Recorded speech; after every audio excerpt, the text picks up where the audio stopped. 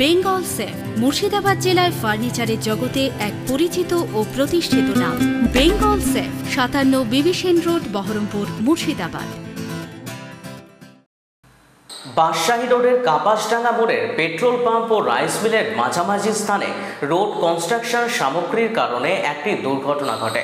অজানা নম্বর থেকে ফোন আসে খড়গ্রাম থানায়। অভিযোগকারীর বর্ণনা অনুযায়ী এক অজ্ঞাতনামা গাড়ি একটি মোটরসাইকেল আরোহীকে ধাক্কা মেরে পালিয়ে যায় এবং আহত বাইক আরোহী রক্তাক্ত অবস্থায় রাস্তায় পড়ে রয়েছেন।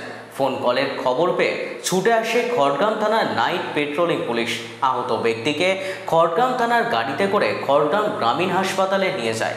কর্তব্যরত চিকিৎসক আহতের অবস্থা গুরুতর হওয়ায় তাকে মুর্শিদাবাদ মেডিকেল কলেজ ও হাসপাতালে রেফার করেন।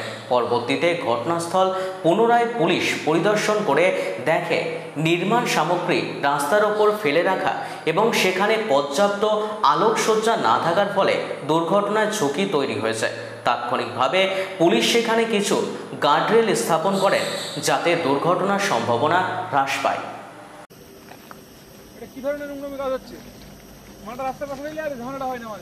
বেঙ্গল সেফ মুর্শিদাবাদ জেলায় ফার্নিচারের জগতে এক পরিচিত ও প্রতিষ্ঠিত নাম।